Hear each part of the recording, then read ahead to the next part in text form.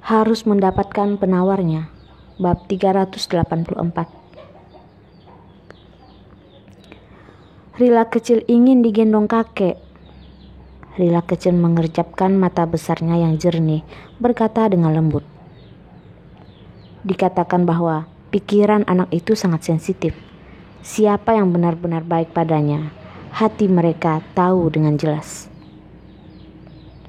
Kakek dan nenek benar-benar tulus menyayangi Rila kecil. Jadi, setiap kali melihat kakek dan nenek, Rila kecil akan sangat bahagia dan mau dekat dengan kakek serta neneknya. Ayah Carson dengan senang hati mengambil alih Rila kecil, mengelus kepalanya, dengan lembut menyeka air matanya. Kalau begitu, Rila kecil hari ini tidur dengan kakek dan nenek ya? Ya, jawab Rila kecil. Ada orang yang menemaninya, orang jahat tidak akan berani mendekatinya. Jadi, Rila kecil sangat bersedia tidur dengan kakek dan neneknya. Karena sudah lama tidak melihat kakek dan nenek di sisinya, si kecil itu sangat bersemangat. Dia mengajak kakeknya bermain sebentar sebelum tertidur. Rila kecil sudah tertidur. Ayah dan ibu Carson malah tidak bisa tidur. Menatap anak yang masih kecil itu, keduanya menghela napas secara serempak. Ibu Carson menyalahkan dirinya sendiri dan berkata, "Ini semua salah kita yang tidak berhati-hati selama bertahun-tahun, bahkan tidak berpikir bahwa ada yang menggantikan ayah, dan juga membuat menantu kita dilukai di depan mata kita. Tapi kita malah tetap tidak tahu apa-apa. Rila kecil yang begitu kasihan, sudah sebesar ini, ibunya baru kembali ke sisinya." Masa lalu sudah berlalu. Tidak ada gunanya juga kita menyalahkan diri kita sendiri. Di kemudian hari, keluarga kita harus memperlakukan Rila dengan baik. Ayah Carson memandang Rila kecil yang sudah tertidur pulas, mencubit wajahnya dengan lembut. Dan juga memperlakukan cucu perempuan kita dengan baik. Tentu saja aku akan memperlakukan Rila dan juga cucu perempuan kita dengan baik. Kamu juga harus bersikap lebih baik pada mereka. Ibu Carson menundukkan kepalanya dan mencium wajah Rila kecil. Di kemudian hari, kita menetap di kota Pasir Bumi saja. Satu keluarga bersama, maka akan dapat menghadapi masalah bersama-sama. Baiklah, Ayah Carson mengangguk. Diam untuk sekian lama, kemudian dia berkata lagi, "Aku sekarang lebih khawatir pada Epa." Mengungkit Epa, Ibu Carson terdiam beberapa saat, karena ketika dia tahu kebenarannya, dia tidak tahu harus bagaimana menghadapi Epa. Bertahun-tahun yang lalu, dia tahu bahwa ayahnya berurusan dengan pasangan mata-mata dari negara A. Saat itu mereka dieksekusi ketika mendapatkan bukti. Tapi dia tidak pernah tahu bahwa pasangan mata-mata itu adalah orang tua biologisnya Epa. Epa tumbuh besar di keluarga ini. Mereka selalu mencintai Epa dan menganggapnya sebagai anak mereka sendiri. Sekarang, ketika mereka tahu yang sebenarnya, suasana hatinya tidak jauh lebih baik dibanding Darwin. Ibu Carson bersandar di pelukan Ayah Carson dan berkata dengan pelan, "Aku tidak bisa merelakan Epa. Khawatir dia akan menyalahkanku." Tidak peduli apa yang dipikirkan Epa, aku harus memberitahunya bahwa keluarga ini selamanya akan menjadi keluarganya selama dia mau. Dia akan selalu menjadi bagian dari keluarga ini. Mengenai apakah dia akan menyalahkanmu terkait urusan orang tuanya, itu di luar kehendak kita untuk ikut campur. Ketika Ayah Carson melakukan sesuatu, dia begitu rasional tapi juga emosional. Ketika menghadapi Sandoro, dia bisa bersikap dingin dan kejam, mendorong pihak lain hingga putus asa. Itu dikarenakan dia harus melakukan sesuatu sesuai dengan metodenya. Namun, dia juga memiliki sisi yang sangat emosional, misalnya terhadap istrinya, yang selamanya akan bersikap ramah. Terhadap anak, terutama Epa, dia begitu memanjakannya tanpa batas. "Suamiku, tidurlah, sudah larut." Ayah Carson menepuk-nepuk punggung ibu Carson, ingin membuatnya tidur lebih dulu. Di saat bersamaan, ayah Carson juga menutup matanya, tetapi dia tidak tidur. Dia sedang memikirkan banyak hal dalam benaknya.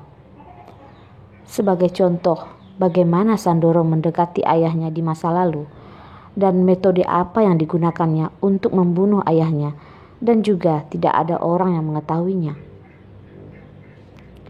Masalah ini dia harus menyelidikinya dengan jelas. Jadi tidak boleh terjadi sesuatu pada Sandoro untuk saat ini. Tunggu ketika Carson sadar, mereka berdua akan berdiskusi dan memutuskannya.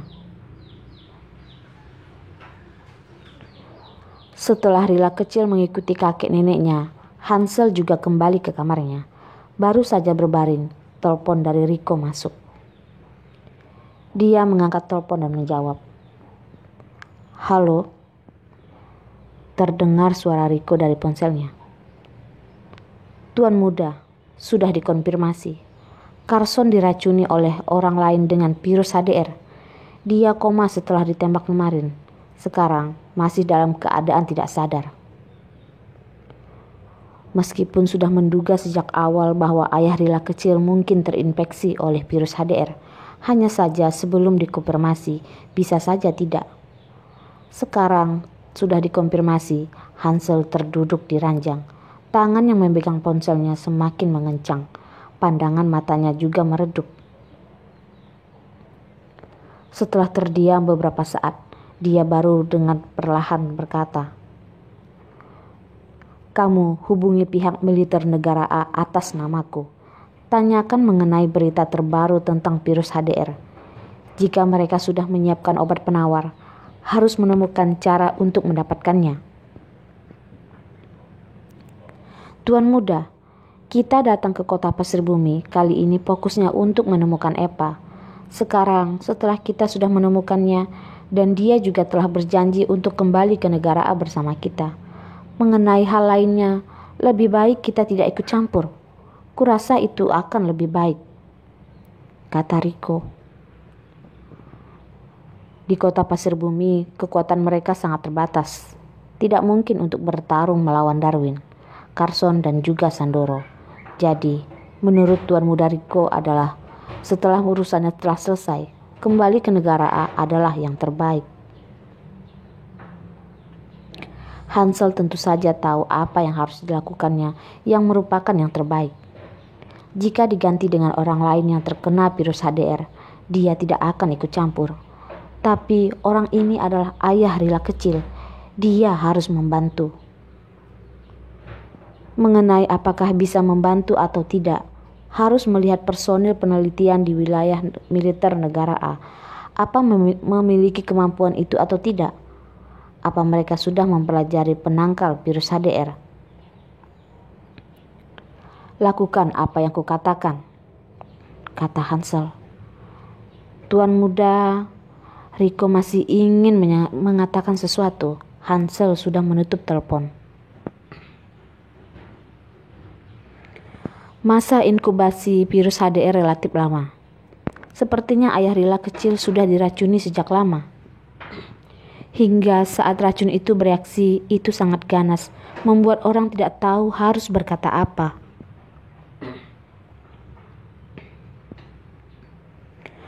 Waktu satu malam berlalu begitu cepat. Langit sudah cerah. Arila baru tidur sebentar di sisi keranjang Carson. Tepat ketika dia sedang tertidur, Arila merasakan telapak tangan besar yang familiar dengan lembut membelai wajahnya. Arila pasti terlalu mengantuk. Pasti terlalu berharap Carson akan segera bangun. Jadi, dia bisa bermimpi ketika dia tidak tidur dengan lelap sama sekali. Bermimpi Carson bangun, bermimpi Carson menyentuhnya. Ketika setengah tertidur, Bibir Arila mengulas senyum pahit dan bergumam. Carson, lihatlah betapa aku berharap kamu bangun. Berharap ketika menutup mataku, seolah-olah aku bisa melihatmu sudah bangun. Arila tidak hanya merasa Carson menyentuhnya, tapi juga mendengar Carson memanggil namanya. Suaranya serendah dan seindah biasanya, dengan lembut mengetuk pintu hatinya, lagi dan lagi membuat jantungnya berdetak kencang. Setengah terjaga dan setengah bermimpi, Arila tiba-tiba menggenggam telapak tangan besar yang meraba di wajahnya. Carson, jangan membuat masalah. Biarkan aku tidur sebentar. Arila tidak tidur selama 1 hari dan 1 malam. Dia harus beristirahat sebentar, jadi dia bisa terus merawat Carson.